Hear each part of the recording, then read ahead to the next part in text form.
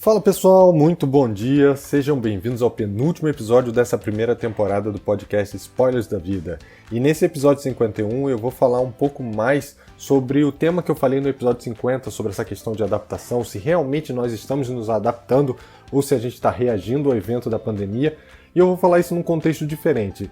Nesse episódio eu vou falar sobre a teoria do cisne negro e como nós podemos nos comportar diante desse cenário de pandemia. E se você não tem a menor ideia do que se trata, não se preocupa. É apenas um nome bonito que a gente dá para algo que já vem acontecendo na nossa vida há muito tempo, mas que tem tudo a ver com o nosso momento atual. E tudo isso começou em 1697, quando o explorador holandês Willem de Vogel encontrou cisnes negros em suas viagens para a Austrália. E por que essa descoberta foi tão impactante? Bom, até 1697 não se previa a existência de um cisne negro, só se acreditava que os cisnes eram brancos. Nas escolas, todo mundo só aprendia que existia cisne branco. E anos depois, os economistas passaram a usar essa metáfora para explicar que não é apenas pelo fato de um evento ou um fato nunca ter acontecido que ele não acontecerá, assim como o cisne negro. Não é o fato de ninguém ter visto algum que não existia. Mas a teoria ela realmente se tornou popular em 2007, quando o matemático Nassim Nicholas Taleb escreveu o livro Teoria do Cisne Negro. E no seu livro, o Taleb ele explica que a teoria se refere a um acontecimento inesperado e raro com grandes ramificações, ou seja, um evento praticamente impossível de se prever e, portanto, muito difícil de se mitigar, mas que depois que ele acontece, parece algo óbvio que iria acontecer. Então, qualquer relação com o coronavírus não é mera coincidência. E as ramificações desse evento, geralmente elas impactam grande parte da humanidade e criam um ponto de inflexão, seja na economia, na sociedade ou na própria cultura mundial.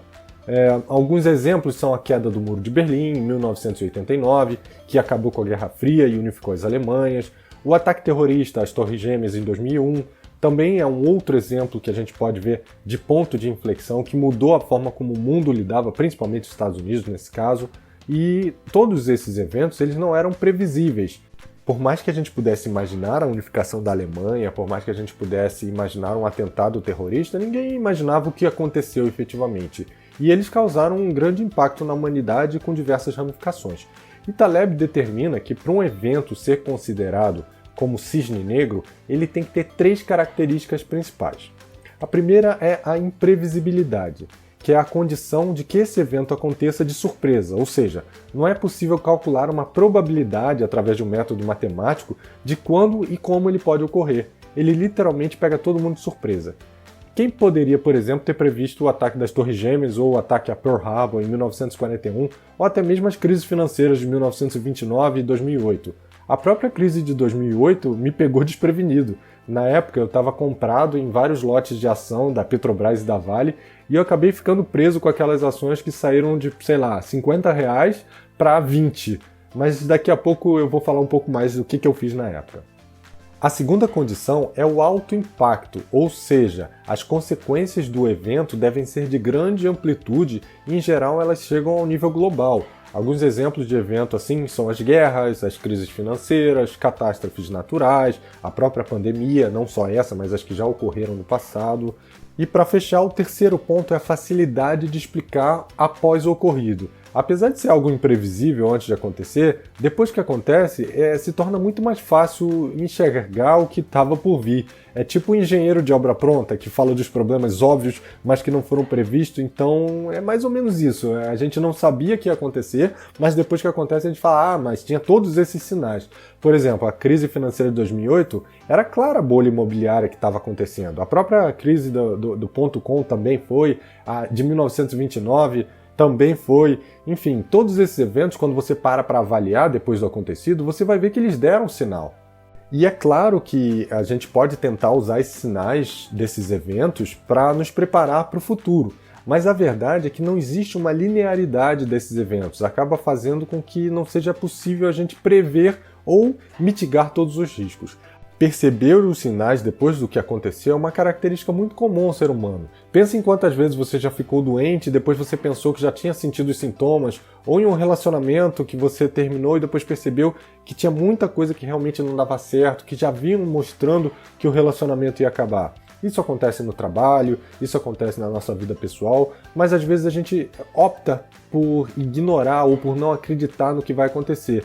E a gente fecha os olhos para esses sinais. O mesmo aconteceu na pandemia, né? Se a gente voltar aí no passado, lá em novembro de 2019, a gente já tinha sinais de que a gente ia ter uma crise que começou na China, mas que tinha grande potencial de se alastrar pelo mundo. E o que a gente fez? Nada. A gente esperou acontecer. A gente desacreditou na pessoa que trouxe esse ponto. Então, assim, um ser humano ele tem essa capacidade, seja por questões políticas, por questões sociais, por questões de autopreservação, mas a gente acaba não olhando para esses sinais e sofrendo as consequências. Legal, Bruno, mas e aí? O Covid é um cisne negro? Olha, na opinião de alguns especialistas, não, porque ele poderia se basear nas pandemias anteriores e até mesmo nos sintomas das síndromes agudas respiratórias que surgiram no passado. Ou seja, nós sabíamos que isso poderia acontecer em algum momento e a gente não se preparou. Outros especialistas dizem que por mais que a gente pudesse pensar que algo poderia acontecer, o vírus e as situações causadas por ele não eram previsíveis, assim como seus impactos no mundo. E aí eu vou botar a minha opinião. Eu acredito que seja sim um cisne negro. Porque por mais que pudéssemos ter previsto a parte do vírus e até mesmo trabalhado em uma vacina focada no tipo de vírus semelhante, já que o próprio Covid já era conhecido antes dessa versão de 2019, ninguém poderia ter previsto os impactos devastadores na economia mundial e muito menos na sociedade como um todo. E esses são apenas os impactos de curto prazo. A gente nem sequer sabe o que vai acontecer no futuro. Quais são os impactos para o modelo de trabalho, quais vão ser para a economia, para a saúde física e mental das pessoas que passaram por todo esse cenário conturbado. E aí, falando sobre esse cenário, eu chego no segundo ponto do episódio, que é como nós estamos lidando com esse cenário. E eu vejo praticamente 4 formas para lidar com esse cenário, e não só esse cenário, mas qualquer outro cenário da nossa vida. A primeira forma de lidar é sendo frágil, como um vidro. Qualquer coisa pode quebrar. Pessoas e empresas frágeis, elas tendem a quebrar, a passar por esse cenário caindo no caos, sofrendo com toda essa volatilidade porque elas estão buscando sempre a estabilidade. São pessoas ou empresas que dificilmente se adaptam a uma mentalidade de crescimento. Elas não conseguem ver as oportunidades que surgem em meio às crises. E eu vi empresas que faliram, restaurantes que fecharam, pessoas que perderam a estabilidade emocional e não conseguiram lidar com tudo isso, e eu não vejo de uma forma pejorativa. Muitas pessoas e empresas nunca sequer souberam que eram frágeis. Então, nesse momento, foi um momento de consciência. Só que, infelizmente, elas não estavam preparadas. E tudo isso aconteceu, tanto para as empresas quanto para as pessoas. A segunda forma que eu vejo que a gente pode lidar é sendo robusto, sendo mais forte, como uma pedra, que dificilmente muda o seu estado. Ela permanece igual. São pessoas ou empresas que agem de forma indiferente, tanto no momento de tranquilidade quanto nesse momento de caos. Elas até resistem nesse momento, até que haja, por exemplo, uma ruptura, mas é necessária uma pressão externa muito forte para que isso aconteça. Algumas empresas e restaurantes agiram assim, eles se mantiveram exatamente como eram antes da pandemia, não entendendo as mudanças que estavam ocorrendo, e até que as suas reservas financeiras acabaram e as suas contas continuaram chegando, e aí eles entraram num momento de quebra, né? A terceira forma de agir é sendo resiliente. E para quem não sabe o que é resiliência, é uma propriedade da física onde você pode pegar um objeto, deformar e depois de um tempo ele volta ao seu estado original. Então pensa, por exemplo, naquele pato de borracha que a gente usa como brinquedo para criança ou para cachorro, ou aquele travesseiro de viscoelástico que você amassa e depois de um tempo ele volta para o formato original. É mais ou menos isso. São pessoas ou empresas que se adaptam ao momento atual. Elas acharam um jeito de trabalhar, de lidar com a pressão do dia a dia, de cuidar da casa, de manter a empresa funcionando, mas no momento em que tudo isso passar, elas vão voltar a fazer as coisas exatamente do mesmo jeito que antes. E eu já vejo, nesse momento mesmo, algumas empresas fazendo isso. Algumas empresas trazendo seus funcionários de volta para o escritório, voltando a sua operação exatamente como ela era antes, sem perceber que o mundo ao redor delas não é mais o mesmo. E é claro, algumas coisas vão voltar a ser como elas eram antes. Senão a gente estaria assumindo que tudo que a gente tinha antes era ruim, ou era imperfeito, era descartável. E nós sabemos que não é verdade, principalmente no que tange a parte social, a nossa parte social. Para as empresas, muitas mudanças elas já estavam ali na frente delas. Era algo que em algum momento ia acontecer. A pandemia ela só serviu como um acelerador. Mas quando a gente olha para as pessoas, muitas coisas mudaram, mas que não necessariamente precisam ser assim. Por exemplo, é claro que o ensino à distância ele é maravilhoso, poder estudar em qualquer lugar do mundo ou em qualquer escola do mundo a qualquer hora, mas será que para uma criança que está em formação, esse é o cenário ideal, entende? Não faz sentido a gente achar que todas as mudanças serão perenes, serão contínuas, mas também não adianta achar que a gente vai voltar exatamente para o cenário que a gente era antes.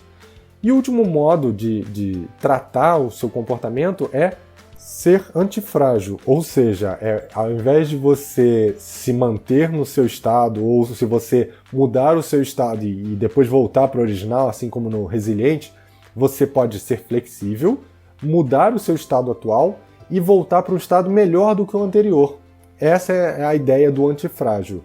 Você aprende, você melhora, você se beneficia, você se fortalece com o que está acontecendo e você vê o problema como uma oportunidade. É mais ou menos como a Hidra. Quem já ouviu aquela história mitológica da Hidra, né? Que cada vez que você cortava uma cabeça nasciam duas? É mais ou menos isso. Ao invés daquilo te matar, aquilo te fortalece. E no cenário atual, eu vi muitas pessoas que começaram a empreender, empresas de bebidas que passaram a vender álcool, fábricas de biquíni que passaram a vender máscaras, restaurantes que começaram a praticar delivery e cresceram seus negócios, empresas que perceberam que o home office traz diversos benefícios para os colaboradores e para a própria empresa. E lembra que eu falei lá da crise de 2008, que eu estava comprado em ações que caíram mais que 50%?